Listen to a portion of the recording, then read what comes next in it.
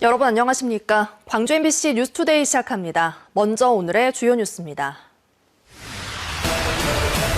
광주 민간 군공항 통합 이전을 위한 첫 육자 회동이 오늘 광주에서 열립니다. 합의 여부와 함께 구체적인 합의 내용에 관심이 쏠리고 있습니다.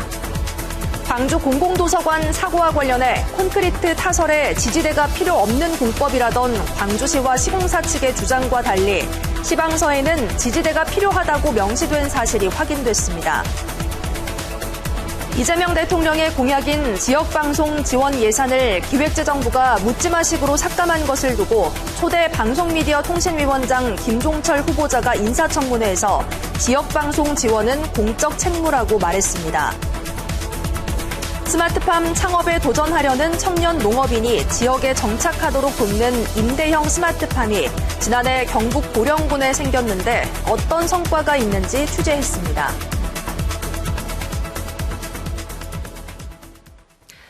노동자 4명이 목숨을 잃은 광주 공공도서관 공사 현장에서는 무너진 구조물의 공사가 지지대 없이 이루어졌습니다.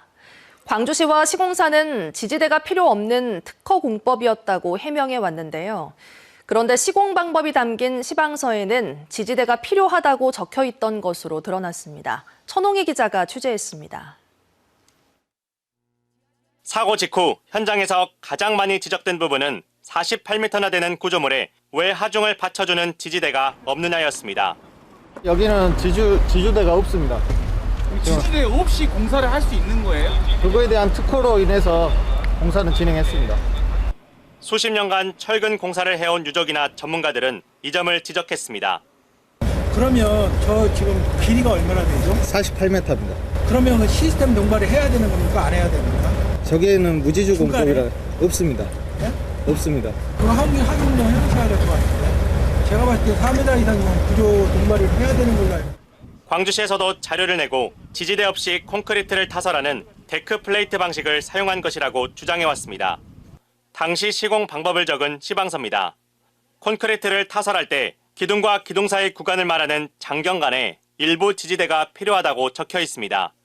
가로 방향 철근에 특수보가 적용됐더라도 구조물이 168m에 달하고 경사도 있는 만큼 지지대를 세워 보강해야 한다는 것으로 해석됩니다. 이 특허공법 자체가 경쟁성이라든지 또는 작업성이라든지 시공성이나 이건 이제 확보가 됐겠지만 과연 안전한 것이냐 이건 좀 고민을 해봐야 되고. 지지대가 필요 없는 공법이라고만 설명해온 광주시는 시방서 내용이 공개된 이후에도 이 같은 사실을 왜 밝히지 않았는지 답변을 하지 않고 있습니다. 어제 붕괴 사고 현장 합동 감식을 진행한 합동수사본부는 설계와 시공, 공법 선정 과정 전반에 대한 조사에 착수했습니다. MBC 뉴스 천홍희입니다. 오늘 오전 중에는 날이 흐릴 수 있겠습니다. 현재 하늘 모습 보시면 광주와 전남 대부분 지역에서 옅은 구름이 지나고 있습니다. 일부 지역은 기압골의 영향으로 약한 빗방울이 떨어지는 곳도 있겠고요. 날이 흐려서 안개도 짙게 나타나는 곳이 있겠습니다. 오후 들어서는 고기압의 영향으로 날이 맑아지겠고요. 기온은 어제보다 훨씬 높습니다. 오늘 광주의 출근길 기온은 7도 안팎으로 어제보다 5도가량 높은 기온에서 시작했고요. 평균 기온을 무려 7도가량 웃돌면서 시작했습니다. 한낮 기온은 10도 안팎으로 어제와 비슷한 가운데 종일 큰 추위는 없을 것으로 예상됩니다. 날씨 정보였습니다.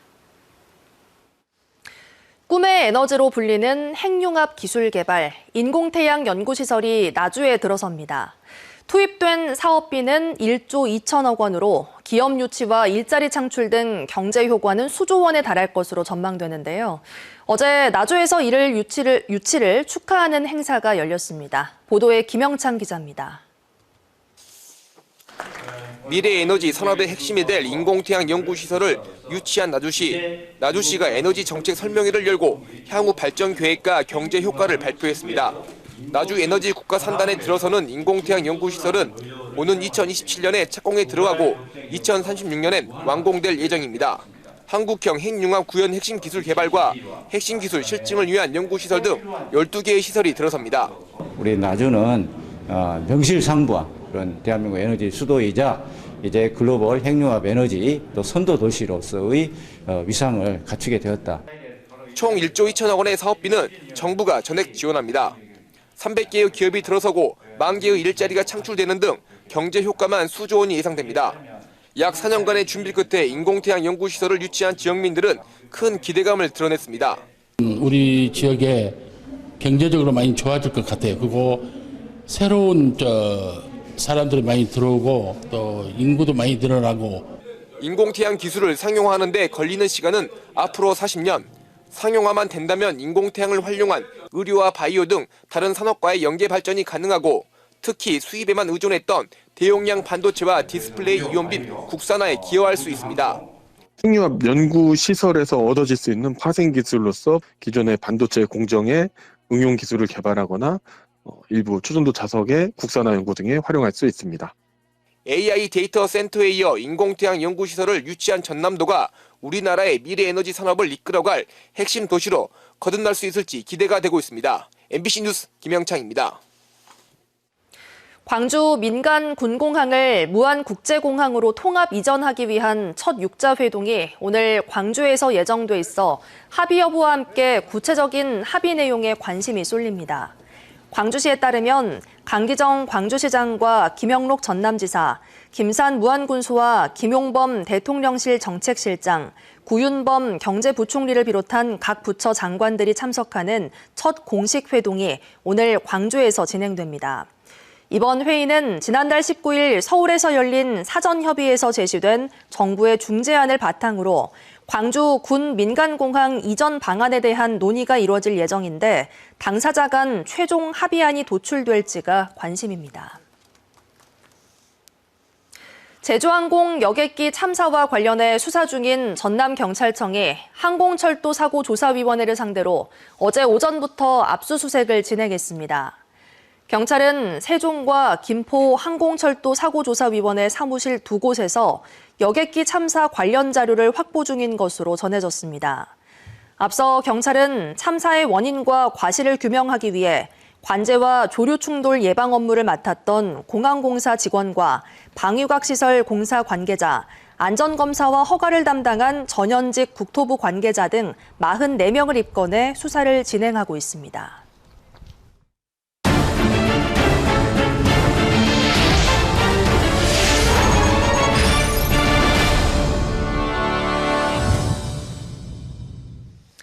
전남은 AI와 에너지 전환 등 굵직한 성과와 과제를 함께 마주했는데요. 내년 지방선거를 앞두고 김영록 지사는 그간의 도정 소회와 함께 달라질 전남의 모습을 제시했습니다. 서희령 기자가 보도합니다. 풍부한 재생에너지를 바탕으로 AI 시대 최적지로 떠오른 전라남도. 오픈 AI의 데이터 센터와 국가 AI 컴퓨팅 센터 등의 굵직한 프로젝트가 솔라시도를 중심으로 본격 추진될 예정입니다. 그동안은 전력 개통 문제로 생산된 전력의 절반밖에 활용하지 못했지만 이제는 에너지 고속도로에 실어 남은 전력을 타 지역에 공급하고 아리백산단 유치 등을 통해 지산지소 구조를 만들겠다는 구상입니다. 전라남도 태양광 에너지 효율은 다른 지역보다 10%가 높습니다. 네. 그럼 해상 풍력도 전라남도가 여건이 가장 좋은 지역이 된 것이라서. 네. 그래서 전라남도가 앞으로 에너지 대전환 시대, AI 시대에는 전라남도가 AI 수도가 될 수 있다. 김 지사는 AI와 에너지 산업을 축으로 하되 농수산업과 K컬처, 우주산업까지 전남이 가진 기존 산업 역시 함께 키워가겠다는 입장을 밝혔습니다. 실제 농업 AX 혁신과 관련해 1,000억 규모의 국비가 확보됐고 누리호 성공 발사를 토대로 우주발사체 산업 클러스터 조성에도 속도를 내겠다는 겁니다. AI 시대에 가면은 사람들이 시간이 많아지면 관광과 문화에 콘텐츠에 더 사람들이 소비가 늘어난다. 그래서 전라남도는 이 세 가지를 다 함께 가야 되기 때문에 어느 것 하나 지금 버릴 게 없다. 비상계엄 선포 1년을 돌아보며 빛의 혁명을 이뤄낸 도민에게 다시 감사 인사를 전한 김 지사. 민주주의 회복에 앞장선 호남의 뿌리 깊은 투쟁 정신을 잇기 위한 호남 정치인의 역할을 강조하기도 했습니다. 민주당의 중심이 우리 호남 출신들이 대거 좀 역할을 많이 해야 된다. 네. 그리고 젊은 청년들도 대거 많이 정치적으로 입지해서 커나갈 수 있는 그런 토양을 만들어 줘야 되고. 네. 민주주의 회복의 경험 위에서 AI와 에너지 전환을 축으로 전남의 미래를 다시 설계하겠다는 구상입니다. 김 지사는 이 밖에도 2028년 G20 정상회의 전남유치 구상과 광주 민간, 군공항 이전을 둘러싼 육자협의체의 전망도 함께 밝혔습니다. MBC 뉴스 서유령입니다. 최근 정부가 고속철도 KTX와 SRT의 단계적인 통합으로 호남선 고속철도 좌석수는 4,600여 석, 전라선은 191석 늘어날 것으로 예상되고 있는데요. 전라선이 주말과 출퇴근 시간 만성적인 좌석난을 겪고 있는 만큼 이를 개선해야 한다는 목소리가 나옵니다. 유민호 기자가 취재했습니다. 서울 수서로 향하는 SRT 열차. 하루 2번 운행하는데 자리 구하기가 쉽지 않습니다. 여수에서 동탄 가려고 표를 구하는데 너무 어려웠어요.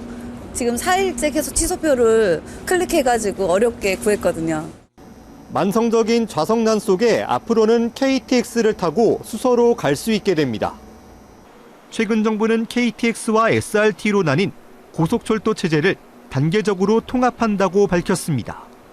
내년부터 두 열차를 교차 운행해 좌석 공급을 늘리겠다는 구상입니다. 기종점 구분 없이 서울역과 수서역을 자유롭게 운행할 수 있도록 함으로써 차량 운용률을 높이고 좌석 공급을 보다 확대할 계획입니다. 통합 운영을 적용하면 주말 하루 기준 여수 서울 간 전라선의 경우 191석이 늘어나는데 그치게 될 것으로 추산됩니다. 반면 목포에서 서울 간 호남선은 4,600여 석이나 늘어나면서 형평에 맞지 않다는 볼멘 소리가 새어나오고 있습니다. 열차 운행에도 동부권과 서부권의 수요와 공급의 불균형을 개선해야 한다는 주장이 설득력을 얻는 이유입니다.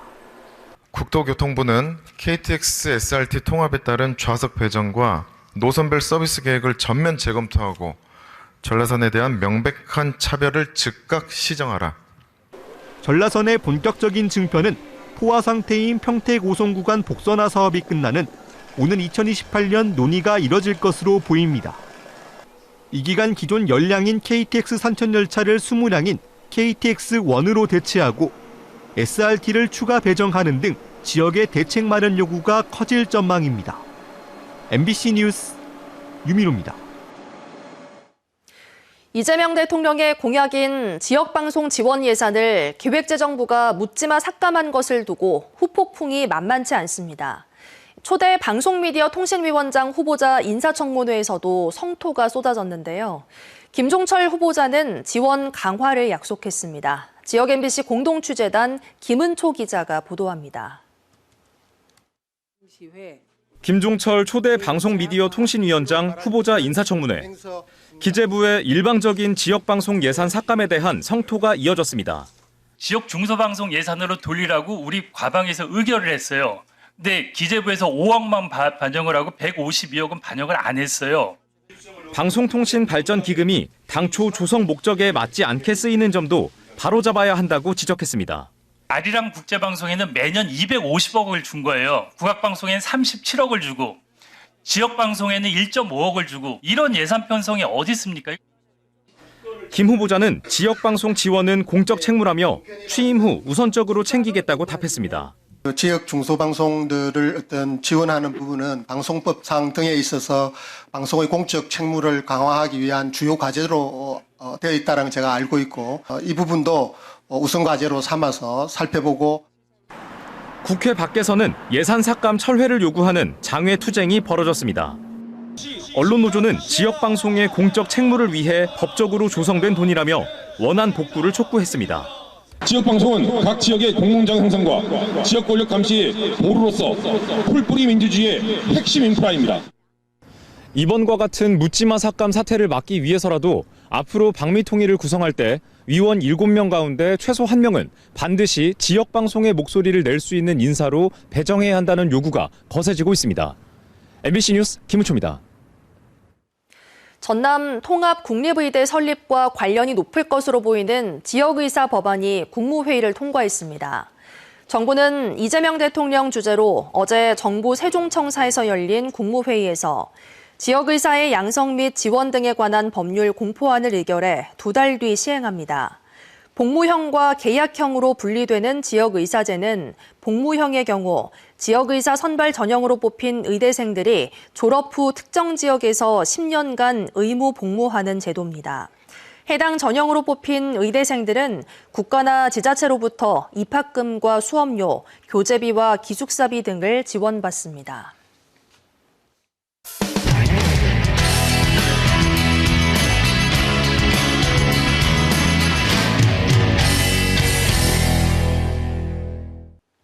스마트팜 창업에 도전하려는 청년 농업인이 지역에 정착하도록 돕는 임대형 스마트팜이 지난해 경북 고령군에 생겼습니다.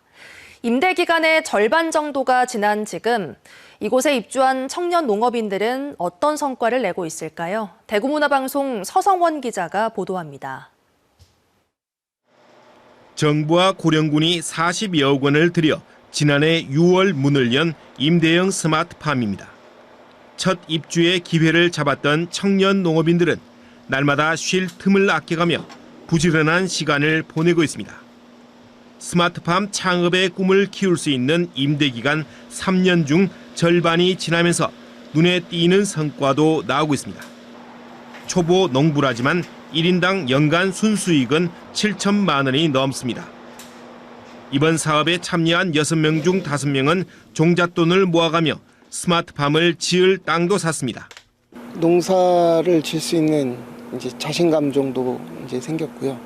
그리고 내년에 창업을 할 수 있는 정도의 그 자금을 어느 정도 확보해서 내년 3월부터 이제 온실 착공에 아마 들어갈 것 같습니다. 계진면 쪽에 제가 1,400평 정도 땅을 샀고요. 지금 오늘부터 이제 성토는 끝났고 옆에 축대를 쌓고 있고요. 이제 내년쯤에는 시설이 올라가지 않을까. 저렴한 연간 임대료와 보증금, 훌륭한 시설은 창업의 꿈을 키워가기에 안성맞춤입니다. 또 이런 환경이 있기 때문에 이제 자금을 모을 수 있는 거기 때문에 이런 임대용 온실이 적극적으로 많이 만들어졌으면 아무래도 더 창업에 도움이 되지 않을까 싶습니다. 하지만 스마트팜 창업에 그야말로 필수인 막대한 온실 건립비는 풀기 어려운 숙제로 여전히 남아 있습니다. 청년들이 군대 다녀오고 뭐 대학교 졸업하고 농업으로 들어왔을 경우에 이렇게 지을 수 있는 자금을 모을 수가 없거든요. 그렇기 때문에 체계적으로 배워왔던 사람에게는 그런 실패 없이 농장을 지을 수 있게. 고령군도 더 많은 청년 농업인이 지역에 뿌리를 내려 지역 소멸의 위기를 벗어날 수 있도록 효과적인 지원책이 필요하다고 강조합니다. 최종 목표는 고령군에서 창농을 하는 것입니다. 현재도 여러 지원책들이 있지만 청년 농들이 좀 더 빠르고 성공적으로 지역에 정착할 수 있도록 국가 차원의 체계적이고 종합적인 지원책이 좀 더 많이 마련되었으면 좋겠습니다. 스마트팜의 대중화는 여전히 시기상조란 말이 사라질 수 있도록 창업의 문턱을 낮추기 위한 세심하고 체계적인 뒷받침이 꾸준히 뒤따라야 할 것으로 보입니다. MBC 뉴스 서승원입니다. 3천만 건이 넘는 대규모 개인정보가 유출된 쿠팡을 상대로 전국적으로 소송이 본격화하고 있습니다. 부산에서는 지역 시민단체와 로펌이 주도해 소송 참여자를 모집할 예정인데 이미 100명 가까운 시민들이 신청했습니다. 부산문화방송 조민희 기자입니다. 대규모 개인정보 유출 사태를 빚은 쿠팡. 이름, 전화번호는 물론 주소까지 유출되면서 피해자들의 불안감은 상당합니다. 이상 문자도 많이 오고 그래서 좀 불안하기도 하고 가족들도 다 회원이거든요. 하지만 사태 발생 한 달이 돼가도록 쿠팡 측이 내놓은 손해배상 대책은 없습니다. 말은 자기들이 그렇게 문자가 오긴 했는데 불안하긴 하죠. 이런 가운데 부산에서도 쿠팡을 상대로 한 피해자들의 손배 청구 소송 움직임이 본격화하고 있습니다. 쿠팡은 배상하라! 시민단체와 지역 로펌, 기자회견을 열고 손배 소송 원고 모집을 예고한 겁니다. 부산 시민들이 서울에 있는 법무법인을 이용해서 소송에 참여하기는 쉽지 않습니다. 각 지역에서도 피해자들을 대리하는 소송이. 최근 해당 로펌이 원고 모집 사이트를 개설했는데 2주 만에 94명이 신청했습니다. 청구 금액은 1인당 30만 원입니다. 대리인단은 일단 이번 주 중에 1차로 손해배상 소송을 진행하고 추가로 소송 참여자를 모을 예정입니다. 다음 달까지 추가로 위임을 받아 내년 초 2차 소송을 이어간다는 방침입니다. 정부 역시 소송에 참여하지 않은 피해자도 배상을 받을 수 있는 집단 소송제부터 매출의 최대 10%까지 과징금을 부과하는 징벌적 과징금 특례 도입 등 여러 보완책을 검토하고 있습니다. MBC 뉴스 조민입니다. 이재명 대통령이 제주 4.3 사건 당시 진압 책임자였던 고 박진경 대령에 대한 국가유공자 지정 취소를 검토하라고 지시했는데요. 박진경 대령의 고향인 경남 남해에는 동상이 세워져 있는데 이 동상을 철거하거나 단죄비를 설치해야 한다는 여론이 다시 일고 있습니다. MBC 경남 신동식 기자가 보도합니다. 남해군 냉강공원. 지난 1990년 창군 동회와 성우회 등은 국군 창설에 기여한 업적을 기린다며 박진경 대령의 고향에 동상을 건립했습니다. 추도문에는 제주 4.3 당시 공산 반란 해방군 주력을 섬멸한 전공으로 육군 대령으로 특진했지만 불행히도 적의 흉탄에 장렬히 전사했다고 새겨져 있습니다. 동상이 세워진 1990년은 제주 4.3에 대한 역사적 평가가 명확히 이루어지지 않았습니다. 지난 2000년 정부의 4.3 진상조사에서 박진경 대령은 제주 양민 학살에 앞장서다 부하들에게 암살된 것으로 확인됐습니다. 이 같은 사실이 알려지면서 남해 지역에서는 지난 2001년과 2005년 동상 이전 촉구 운동이 일었습니다. 양민들을 학살한 운영이라는 걸 아는 이상은 저희들이 그대로 두어서는 안 된다고 생각했고 그때부터 계속해서 이 동상만큼은 철거를 해야 된다라고 그래서 제주도민들에게 사과를 해야 된다. 경남도 의회에서도 박진경 대령의 행적을 제대로 알려야 한다는 주장이 제기됐습니다. 지난 2021년 당시 김영진 경남도의원은 민간인을 대규모 학살한 주범으로 꼽히는 박진경 대령의 동상이 고향에 남아있고 창원 충원탑에 위패를 모신 것은 문제가 있다며 역사 바로 세우기 공론화를 주창했습니다.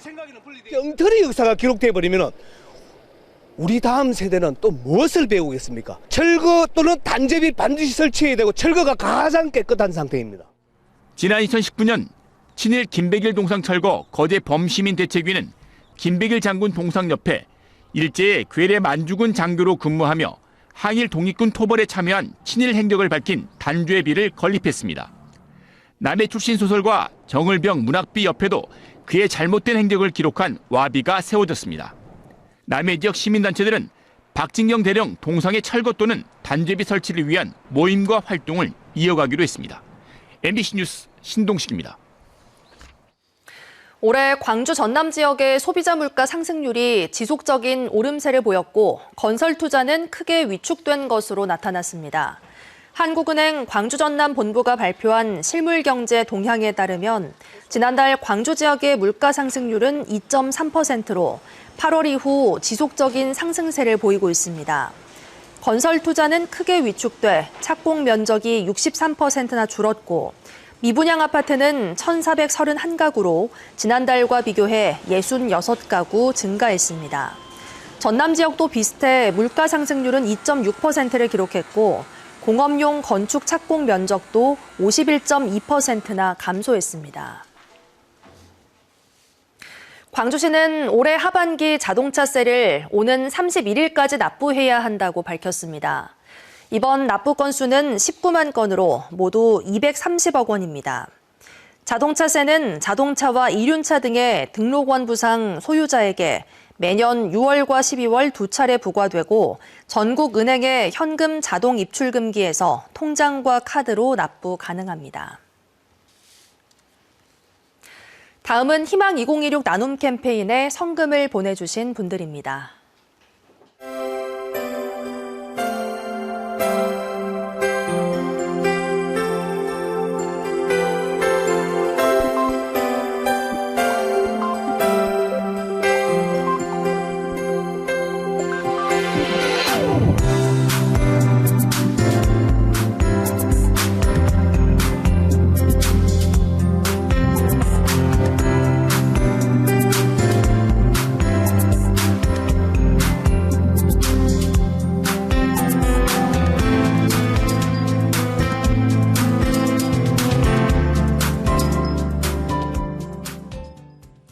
오늘 출근길 곳곳에서 흐린 날씨가 나타나고 있습니다. 현재 하늘 모습 보시면 광주와 전남 대부분 지역에서 옅은 구름이 지나고 있는 상태고요.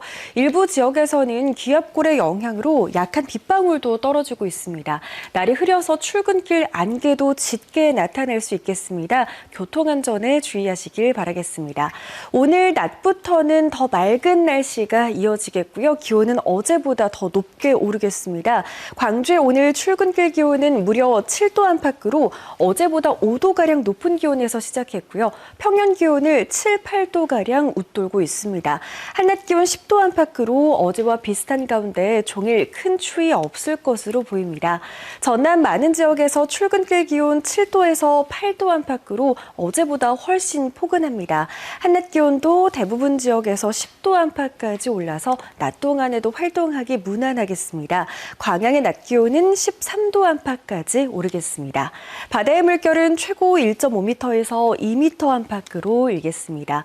다가오는 토요일까지 기온은 더 오름세를 보이겠는데요. 토요일 비가 지난 뒤로는 기온이 내림세를 보이겠습니다. 일요일에는 기온이 10도가량 낮아지겠습니다.